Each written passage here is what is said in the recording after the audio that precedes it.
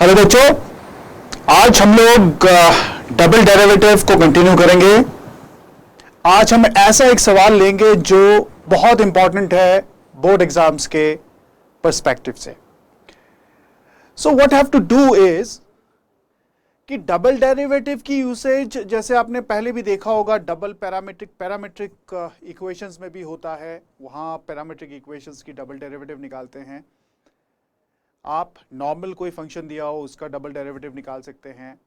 और मैंने आपको कहा था कि डबल डेरिवेटिव कुछ ज्योमेट्रिकली भी कुछ रिप्रेजेंट करता है। तो इस केस में जब हम डबल डेरिवेटिव की बात करते हैं तो इस केस में हम क्या करेंगे, हम लोग एक पर्टिकुलर एक्सप्रेशन को प्रूव करेंगे या फिर इक्वेशन को हम प्रूव करेंगे इक्वल टू समथिंग जहां पे डबल डेरिवेटिव इन्वॉल्व है।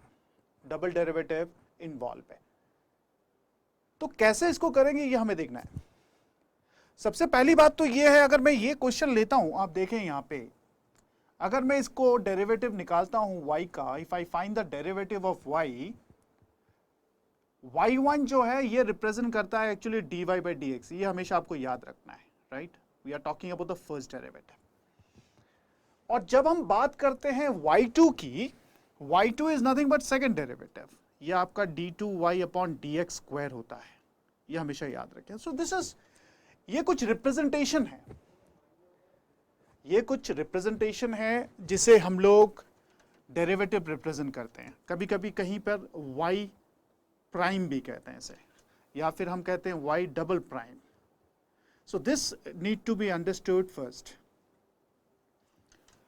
तो यहां क्या करते हैं, जनरली हमारे पास दो मेथड हो सकता है। हम क्या कर सकते हैं, हम यहाँ पे इसको डिफरेंशिएट करते हैं, फर्स्ट डेरिवेटिव निकालते हैं, सेकंड डेरिवेटिव निकालते हैं, सब्स्टिट्यूट करते हैं, इक्वल टू जीरो करते हैं। ये एक तरीका हो सकता है, बट ये एक लेंथी तरीका होगा क्योंकि ये 4 मार्क का सवाल बन सकता है। It will be a 4 marker.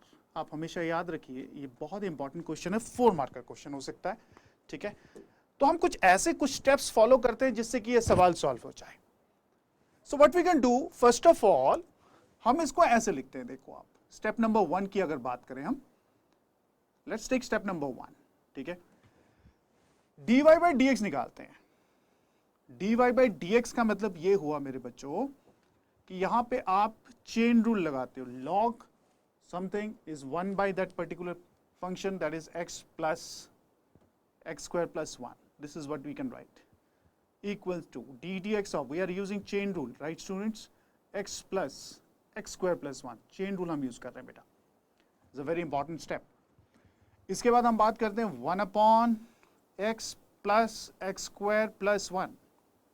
आप देखें एक एक स्टेप, ठीक है। ये स्टेप नंबर 2, राइट। तो यहाँ पे हम क्या करते हैं, we use 1 plus, इसको फिर से हम चेन रूल लगाते हैं, तो ये 2x upon under root of 2x square plus 1 बन जाता है बेटा, right. So what we have done, we have differentiated x। So ये x डिफरेंशिएट होता है तो 1 आता है, x square plus 1 रूट को हम डिफरेंशिएट करते हैं तो ये आता है। तो this 2 will be cancelled. Now step number 3 पे चलते हैं। Step number 3 is 1 upon x plus under root of x square plus 1, my dear student, right, into, इसमें हम इसको LCM लेते हैं, we take in this way, we have x square plus 1 plus x. So you can see the steps here. It's a very important step, you know, where you can do the mistake is in this particular case where you differentiate the thing, right. और ये देख सकते हैं आप बच्चों, ये दो terms हैं, ये this are the same term, so we can cancel it, okay. So what I can do, I have written step number 2, that is dy by dx, right. ये आपका dy upon dx, can you see that, this are the very important steps we have. इसके बाद हम बात करते हैं step number 4 की, okay. Step number 4 की बात करते हैं। So I have dy upon dx, right? This is 1 divided by x square plus 1. See, we can find the derivative, second derivative, we can find the values, you can substitute. That is again a very lengthy process. So what I can do, I can cross multiply. So step number 5, I will cross multiply, my dear students. This is x squared plus 1.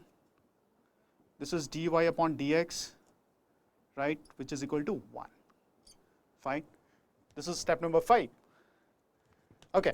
Now, after step number 5, this is a very important step which comes in picture. We have to square it. Both sides. Let's square it to remove the root part. Okay.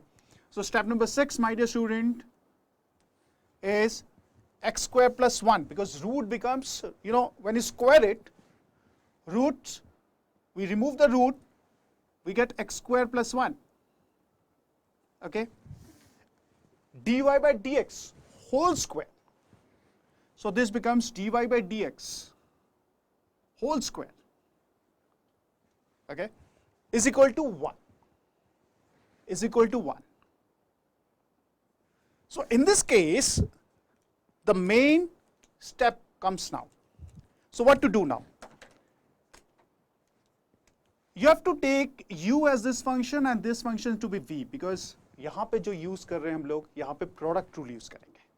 We'll use the product rule. कैसे use करते हैं ये देखते हैं हम लोग. तो first function derivative of the second function, step number 7. अगर यहाँ पे दोनों तरफ आप डिफरेंशिएट करें, डिफरेंशिएट both sides, right,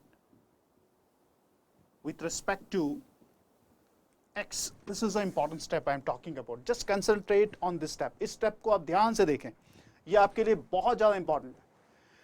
यहाँ क्या करते हैं हम लोग, इसको फर्स्ट फंक्शन मानते हैं, फिर हम यहाँ पे डेरिवेटिव निकालते हैं. इसे ब्लू से मैं मेंशन कर देता हूँ जिससे कि ये स्टेप आपको याद रहे. ऐसे ये आपका dy by dx है होल स्क्वायर, ये आपका ddx of x square plus 1 equal to, because ddx of 1 is 0. Now my dear students, next step comes, step number 8. We have x square plus 1, we have 2 dy upon dx. We can use the chain rule here. Again, we differentiate dy by dx, this becomes d2y upon dx square. We have dy upon dx whole square. This is nothing but 2x, which is equal to 0, my dear student. Okay. So x square plus 1, I have used differentiation of this part, dy by dx whole square. That comes out to be 2 dy by dx and 2 minus 1. That's what we write generally. So it becomes 1. No need of writing 1. Into again derivative of this function plus dy by dx derivative of x square plus 1.